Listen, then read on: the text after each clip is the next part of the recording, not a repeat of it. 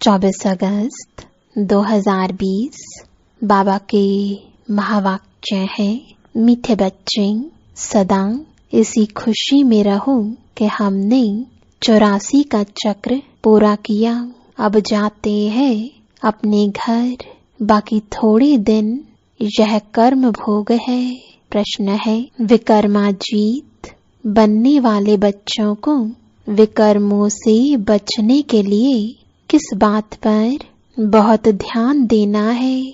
उत्तर है, जो सर्व विकर्मों की जड़ देह अभिमान है, उस देह अभिमान में कभी न आए, यह ध्यान रखना है। इसके लिए बार बार देही अभिमानी बन बाप को याद करना है।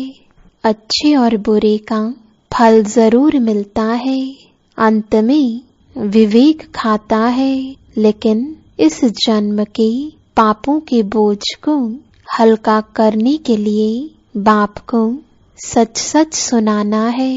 ओम शांति। बड़े ते बड़ी मंजिल है याद की। बहुतों को सिर्फ सुनने का शौक रहता है, ज्ञान को समझना तो बहुत सहज है।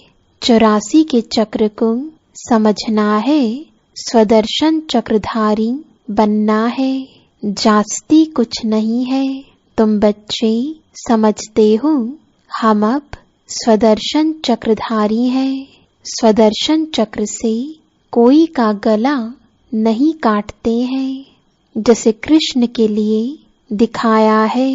अब यह लक्ष्मी नारायण विष्णु के 2 रूप हैं, क्या उनको स्वदर्शन चक्र है? फिर कृष्ण को चक्र क्यों दिखाते हैं? एक मैगजीन निकालते हैं जिसमें कृष्ण के ऐसे बहुत चित्र दिखाते हैं। बाप तो आकर तुम्हें राजयोग सिखाते हैं, न कि चक्र से असुरों का घात करते हैं। असुर उनको कहा जाता जिनका आसुरी स्वभाव है, बाकी मनुष्य तो मनुष्य है ना। ऐसे नहीं, स्वदर्शन चक्र से बैठ सबको मारते हैं। भक्ति मार्ग में क्या क्या चित्र बैठ बनाए हैं, रात दिन का फर्क है। तुम बच्चों को इस सृष्टि चक्र और सारे ड्रामा को जानना है, क्योंकि सब एक्टर्स हैं। वह हद के एक्टर्स तो ड्रामा को जानते हैं। यह है बेहद का ड्रामा, इसमें डिटेल में नहीं समझ सकेंगे। वह तो 2 घंटे का ड्रामा होता है, डिटेल में पाठ जानते हैं। यह तो 84 जन्मों को जानना होता है। बाप ने समझाया है, मैं ब्रह्मा के रथ में प्रवेश करता हूँ।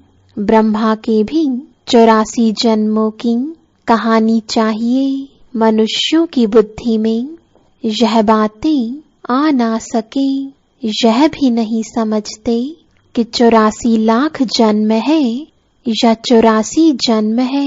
बाप कहते हैं, तुम्हारे 84 जन्मों की कहानी सुनाता हूँ। 84 लाख जन्म हो तो कितने वर्ष सुनाने में लग जाएं, तुम सेकंड में जान सकते हो। यह 84 जन्मों की कहानी है। हमने 84 का चक्र कैसे लगाया है? 84 लाख हो तो सेकंड में थोड़े ही समझ सकते। 84 लाख जन्म है ही नहीं। तुम बच्चों को भी खुशी होनी चाहिए, हमारा 84 का चक्र पूरा हुआ। अब हम घर जाते हैं, बाकी थोड़े दिन यह कर्म भोग है। विकर्म भस्म हो, कर्मातीत अवस्था कैसे हो जाए, इसके लिए यह युक्ति बताई है।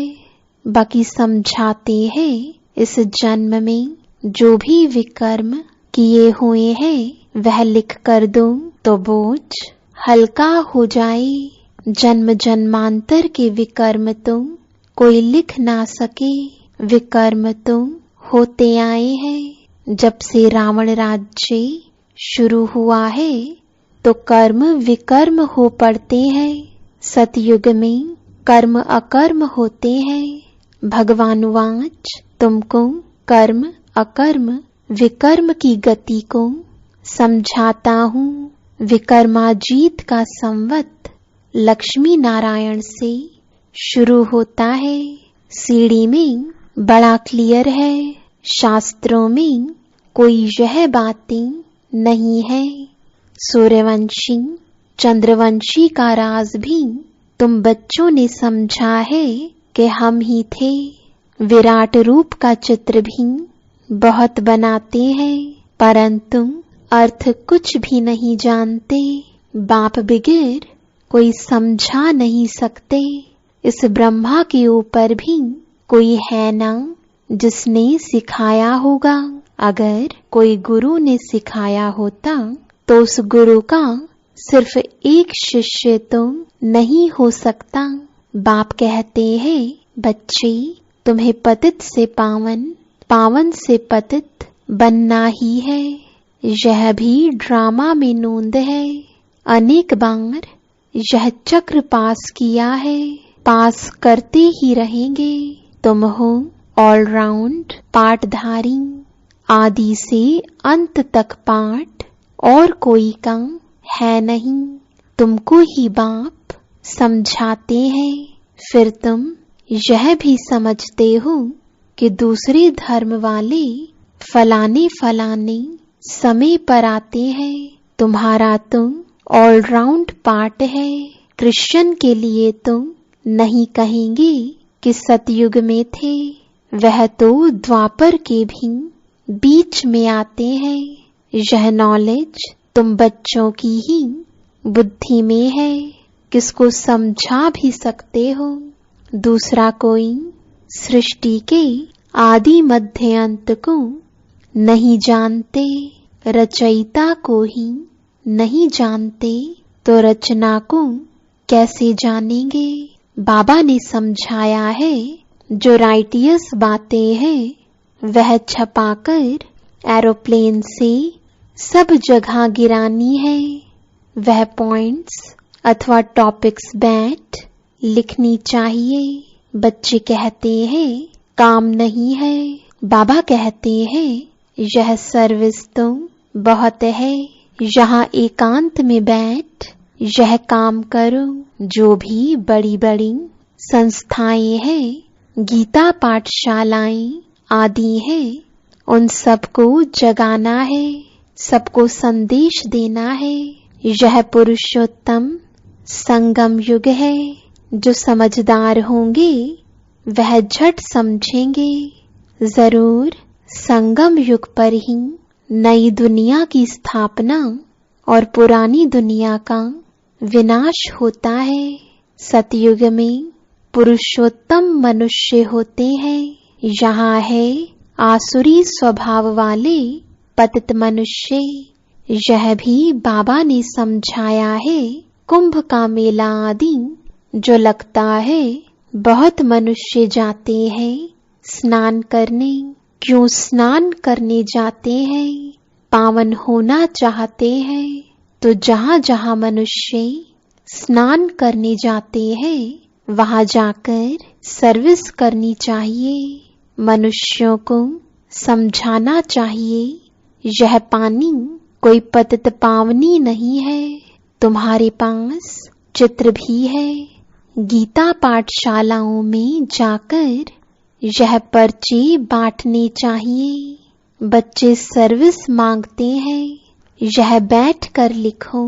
गीता का भगवान परमपिता परमात्मा शिव है, न कि श्री कृष्ण। फिर उनकी बायोग्राफी की महिमा लिखो। शिव बाबा की बायोग्राफी लिखो, फिर आप ही वह जज करेंगे।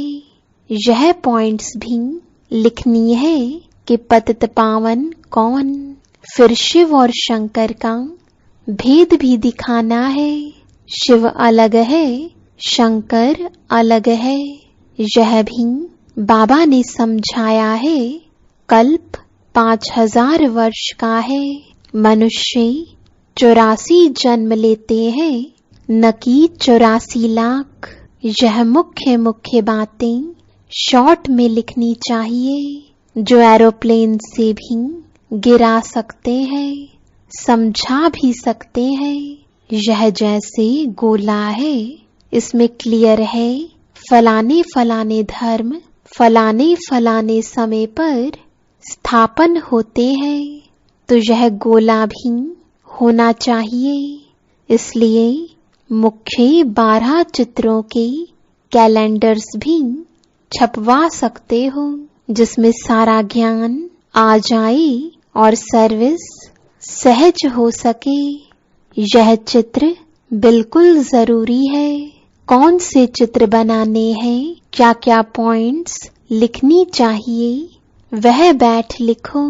तुम गुप्त वेश में इस पुरानी दुनिया का परिवर्तन कर रहे हो।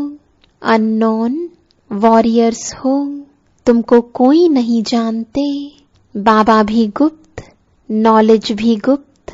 इनका कोई शास्त्र आदि बनता नहीं, और धर्म स्थापक के बाइबल आदि छपते हैं, जो पढ़ते आते हैं, हर एक के छपते हैं।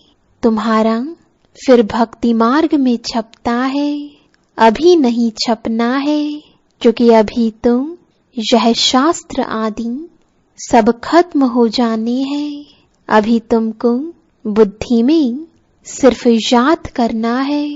बाप के पास भी बुद्धि में ज्ञान है। कोई शास्त्र आदि थोड़े ही पढ़ते, वह तो नॉलेजफुल है। नॉलेजफुल का अर्थ फिर मनुष्य समझते हैं, सबके दिलों को जानने वाला है। भगवान देखते हैं, तब तो कर्मों का फल देते हैं। बाप कहते हैं, यह ड्रामा में नोंद है। ड्रामा में जो विकर्म करते हैं, तो उनकी सजा होती जाती है। अच्छे व बुरे कर्मों का फल मिलता है। उसकी लिखत तो कोई है नहीं, मनुष्य समझ सकते हैं। जरूर कर्मों का फल दूसरे जन्म में मिलता है। अंत घड़ी विवेक फिर बहुत खाता है। हमने यह पाप किए हैं, सब याद आता है। जैसा कर्म वैसा जन्म मिलेगा। अभी तुम विकर्माजीत बनते हो, तो कोई भी ऐसा विकर्म नहीं करना चाहिए। बड़े ते बड़ा विकर्म है देह अभिमानी बनना। बाबा बार बार कहते हैं, देही अभिमानी बन, बाप को याद करो। पवित्र तुम रहना ही है। सबसे बड़ा पाप है काम कटारी चलाना। यही आदि मध्य अंत दुख देने वाला है। इसलिए सन्यासी भी कहते, यह कागविष्टा समान सुख है। वहाँ दुख का नाम नहीं होता, यहाँ दुख ही दुख है। इसलिए सन्यासियों को वैराग्य आता है, परंतु वह जंगल में चले जाते हैं। उन्हों का है हद का वैराग्य, तुम्हारा है बेहद का वैराग्य। यह दुनिया ही छीछी है। सब कहते हैं, बाबा आकर हमारे दुख हर कर सुख दो। बाप ही दुख हरता सुख करता है। तुम बच्चे ही समझते हो कि नई दुनिया में इन देवताओं का राज्य था।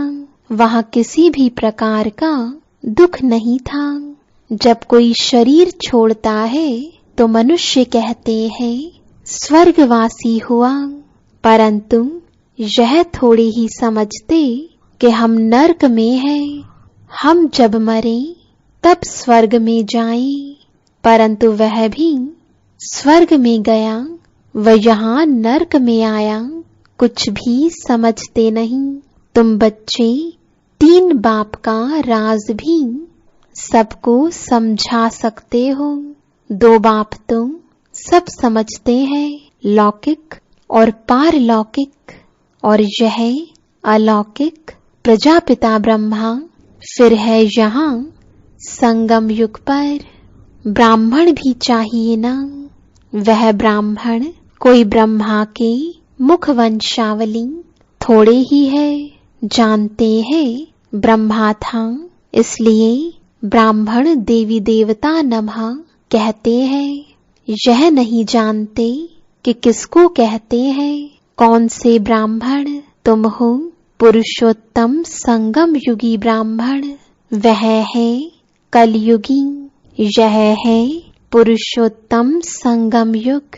जब तुम मनुष्य से देवता बनते हो, देवी देवता धर्म की स्थापना हो रही है, तो बच्चों को सब पॉइंट्स धारण करनी है और फिर सर्विस करनी है।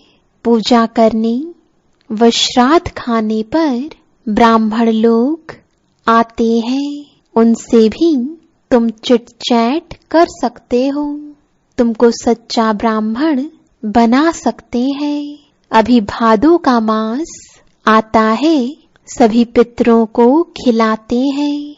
वह भी युक्ति से करना चाहिए, नहीं तो कहेंगे कि ब्रह्मा कुमारियों के पास जाकर सब कुछ छोड़ दिया है। ऐसा कुछ नहीं करना है जिसमें नाराज हो। युक्ति से तुम ज्ञान दे सकते हो। जरूर ब्राह्मण लोग आएंगे तब तो ज्ञान देंगे ना। इस मास में तुम ब्राह्मणों की बहुत सर्विस कर सकते हो। तुम ब्राह्मण तो प्रजापिता ब्रह्मा की औलाद हो। बताओ ब्राह्मण धर्म किसने स्थापन किया? तुम उन्हों का भी कल्याण कर सकते हो घर बैठे। जैसे अमरनाथ की यात्रा पर जाते हैं तो वे सिर्फ लिखत से इतना नहीं समझेंगे, वहां बैठ समझाना चाहिए। हम तुमको सच्ची अमरनाथ की कथा सुनाएं। अमरनाथ तो एक को ही कहा जाता है। अमरनाथ अर्थात जो अमरपुरी स्थापन करे, वह है सतयुग। ऐसे सर्विस करनी पड़े, वहां पैदल जाना पड़ता है।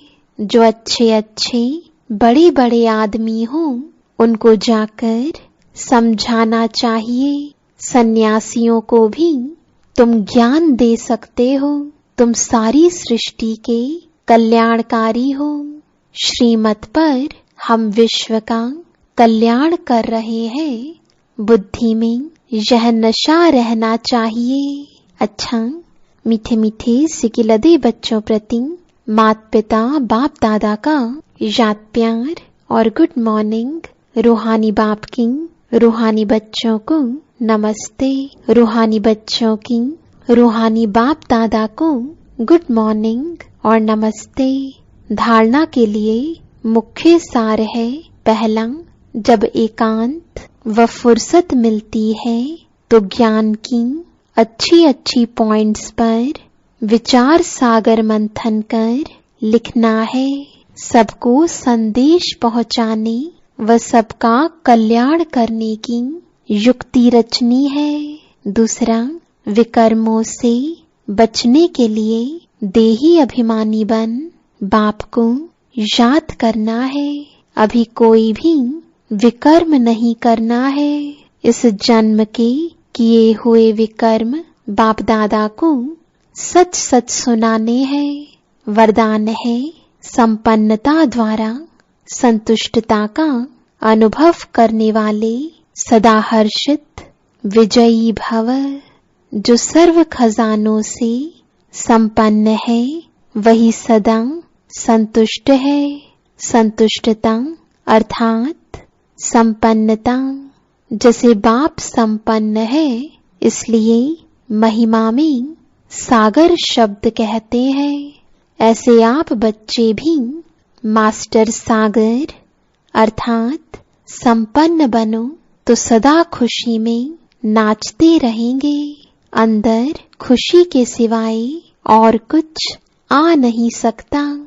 स्वयं संपन्न होने के कारण किसी से भी तंग नहीं होंगे। किसी भी प्रकार की उलझन या विघ्न एक खेल अनुभव होगा। समस्या मनोरंजन का साधन बन जाएगी। निश्चय बुद्धि होने के कारण सदा हर्षित और विजयी होंगे। स्लोगन है, नाजुक परिस्थितियों से घबराओ नहीं, उनसे पाठ पढ़कर स्वयं को परिपक्व बनाओ। ओम शांति।